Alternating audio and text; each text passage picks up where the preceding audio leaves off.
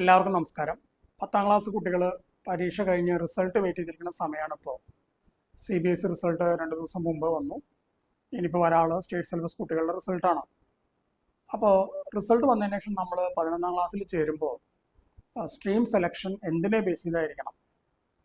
മാർക്കിനെ base ചെയ്ത് മാത്രം നമ്മൾ സ്ട്രീം സെലക്ട് ചെയ്താൽ മതിയോ, അതോ വേറെ എന്തെങ്കിലും കാര്യം കൺസിഡർ ചെയ്യണോ? ഇങ്ങനെയുള്ള സംശയങ്ങൾ ഒരുപാട് കുട്ടികളുടെ മനസ്സിലുണ്ട്.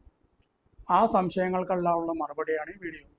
നിങ്ങൾ എന്തൊക്കെ കാര്യങ്ങൾ ശ്രദ്ധിക്കണം, മാർക്ക് കൂടാതെ നമ്മൾ എന്തൊക്കെ കാര്യങ്ങൾ ശ്രദ്ധിക്കണം, അങ്ങനെയുള്ള എല്ലാ കാര്യങ്ങളും ഉൾപ്പെടുത്തിക്കൊണ്ടാണ് ഈ വീഡിയോ ഉണ്ടാക്കിയിട്ടുള്ളത്. അതുകൊണ്ട് എല്ലാവരും ഈ വീഡിയോ ശ്രദ്ധിച്ച് മുഴുവനായും കാണുക. ഇവിടെ നമ്മൾ സ്ട്രീം സെലക്ട് ചെയ്യുന്നതിന് മുന്നേ എല്ലാ കുട്ടികളും ഈ ചാർട്ട് ഒന്ന് നോക്കുന്നത് വളരെ നന്നായിരിക്കും എന്ന് എനിക്ക് തോന്നുന്നു. ഇവിടെ വെർട്ടിക്കൽ ആക്സും ഹൊറിസോണ്ടൽ ആക്സും വരച്ചിട്ടുണ്ട്. ഹൊറിസോണ്ടൽ ആക്സിൽ ഇൻട്രസ്റ്റ് ആണ് കാണിച്ചിട്ടുള്ളത്, ക്യൂരിയോസിറ്റി. അതുപോലെ വെർട്ടിക്കൽ ആക്സിൽ നിങ്ങളുടെ ആപ്റ്റിറ്റ്യൂഡും ഗ്രേഡും ആണ്. അതിൽ എന്താണ് ആപ്റ്റിറ്റ്യൂഡ് എന്ന് നിങ്ങൾക്ക് അറിയാം. ആപ്റ്റിറ്റ്യൂഡ് പറഞ്ഞാൽ നിങ്ങളുടെ അഭിരുചിയാണ് കാണിക്കുന്നത്. 4 ക്വാഡ്രൻ്റായി തിരിച്ചിട്ടുണ്ട്. ഒന്നാമത്തെ ക്വാഡ്രൻ്റ് നോക്കൂ, ഒബ്വിയസ് ട്രാജക്ടറി. അവിടെ എന്താ സംഭവിക്കുന്നത്? ഒരാളുടെ ആപ്റ്റിറ്റ്യൂഡും അയാളുടെ കരിയർ ഇൻട്രസ്റ്റും ഒരേ ഡയറക്ഷനിലാണ് എന്ന് പറഞ്ഞാൽ അതിൻ്റെ അർത്ഥം എന്താ? ഒരാൾക്ക് മാത്തമാറ്റിക്സിൽ നല്ല ആപ്റ്റിറ്റ്യൂഡ് ഉണ്ട്, പ്രോബ്ലംസ് ഒക്കെ വളരെ പെട്ടെന്ന് ചെയ്യും. അങ്ങനെയുള്ള കുട്ടികളെ നിങ്ങൾ ക്ലാസ്സിൽ കണ്ടിട്ടുണ്ടാവും. അയാളുടെ കരിയർ ഇൻട്രസ്റ്റ് പറഞ്ഞാൽ എഞ്ചിനീയറിംഗ് ആണ്. അയാൾക്ക് എഞ്ചിനീയർ ആവണമെന്നാണ് ആഗ്രഹം. അപ്പോൾ രണ്ടും മാച്ച് ചെയ്യുന്ന സംഭവമാണ്. കാരണം എഞ്ചിനീയർ ആവണമെങ്കിൽ വേണ്ട ഏറ്റവും ബേസിക് റിക്വയർമെന്റ് എന്താ? നല്ല മാത്തമാറ്റിക്സിലുള്ള നല്ല നോളജാണ്, നല്ല സ്കിൽ ഉണ്ടാവണം. അപ്പം അങ്ങനെ ഒരാൾ എടുക്കേണ്ട സ്ട്രീം എന്ന് പറഞ്ഞാൽ PCMC ആണ്, physics, chemistry, mathematics and computer science. ഇനി ബോർഡം ട്രാപ്പ് എന്നിട്ട് അപ്പുറത്ത് ഒരെണ്ണം കാണാം. അതെന്താ അവിടെ അവിടെ എന്താ സംഭവിക്കുന്നത്? അവിടെ അയാൾക്ക് ആപ്റ്റിറ്റ്യൂഡ് ഉണ്ട്, പക്ഷെ കരിയർ ഇൻട്രസ്റ്റ് ഇല്ല.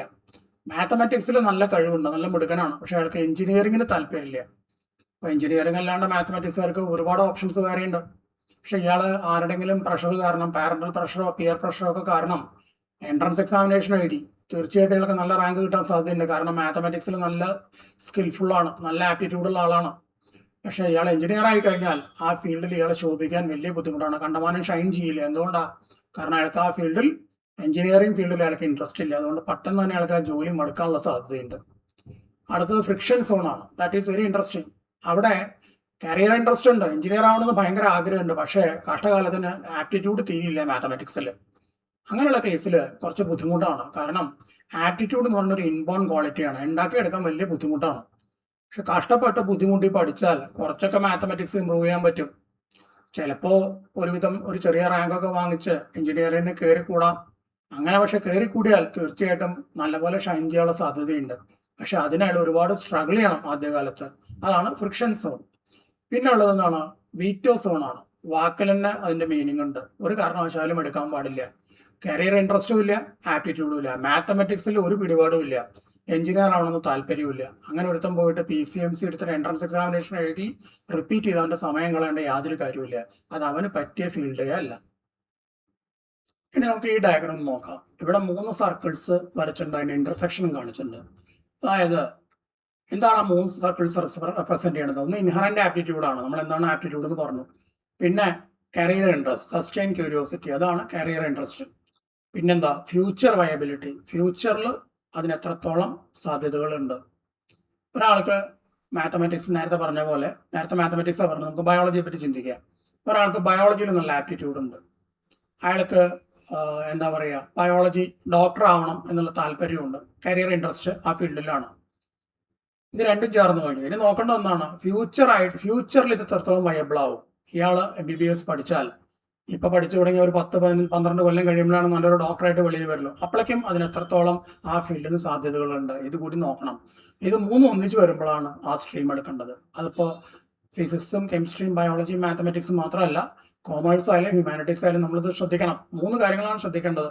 നമുക്ക് ആ വിഷയത്തിൽ ആപ്റ്റിറ്റ്യൂഡ് ഉണ്ടോ? കോമേഴ്സ് പഠിക്കാൻ എനിക്ക് ആപ്റ്റിറ്റ്യൂഡ് ഉണ്ടോ? അല്ലെങ്കിൽ ഹ്യൂമാനിറ്റീസ് പഠിക്കാൻ എനിക്ക് ആപ്റ്റിറ്റ്യൂഡ് ഉണ്ടോ?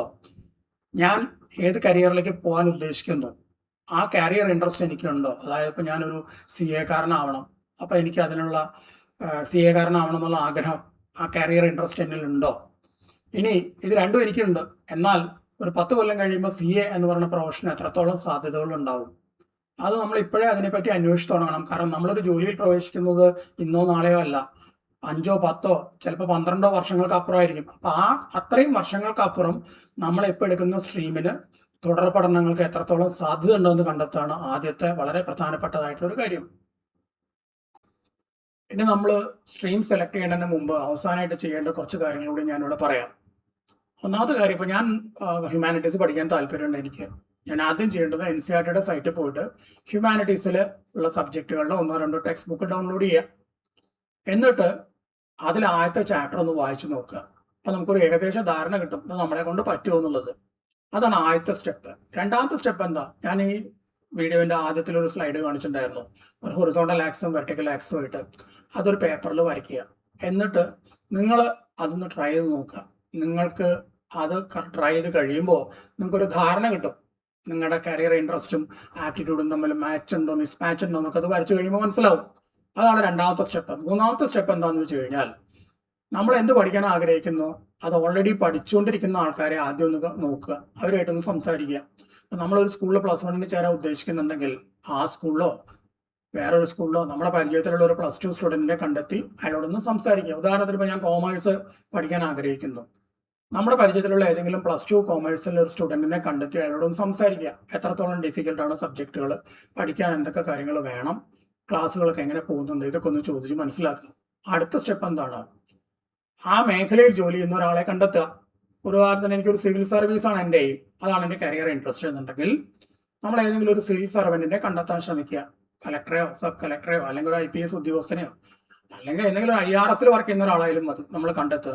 അവരോടൊന്ന് സംസാരിക്കുക. എനിക്ക് ഈ മേഖലയിലേക്ക് വരാൻ താല്പര്യമുണ്ട്, എങ്ങനെയാണ് ഇവിടുത്തെ ചാലഞ്ചസ് എന്താണ്, ഇവിടെ വരുമ്പോൾ എന്തൊക്കെ ബുദ്ധിമുട്ടുകൾ ഞാൻ ഫേസ് ചെയ്യേണ്ടി വരും, എന്തൊക്കെ കാര്യങ്ങളിൽ ഞാൻ അപ്സ്കില്ലിംഗ് നടത്തണം, ഇതൊക്കെ ഒന്ന് ചോദിച്ച് മനസ്സിലാക്കുക. ചുരുക്കം പറഞ്ഞാൽ സ്ട്രീം സെലക്ഷൻ എന്ന് പറഞ്ഞാൽ വളരെ ഈസി ആയിട്ടുള്ള ഒരു കാര്യമല്ല. അത് നമ്മൾ ആദ്യം മനസ്സിലാക്കണം. നമ്മുടെ നാട്ടിലൊരു ട്രെൻഡ് എന്ന് പറഞ്ഞു കഴിഞ്ഞാൽ 10ാം ക്ലാസ്സിൽ നല്ല മാർക്ക് ഉണ്ടെങ്കിൽ ഓടിപ്പോയി സയൻസ് എടുക്കുക, മാർക്ക് കുറവാണെങ്കിൽ കോമേഴ്സ് എടുക്കുക, ഏറ്റവും മാർക്ക് കുറവുള്ള കുട്ടികൾ പോയി ഹ്യൂമാനിറ്റീസിൽ ചേരുക. ഇതാണ് കണ്ടിട്ടുള്ളത്. ഈ ട്രെൻഡ് വളരെ തെറ്റായിട്ടുള്ളൊരു രീതിയാണ്. നമ്മൾ ഈ മാർക്കുകൾക്കപ്പുറം ഒരുപാട് കാര്യങ്ങൾ സ്ട്രീം സെലക്ഷനായിട്ട് ബന്ധപ്പെട്ട് കിടക്കുന്നുണ്ട്.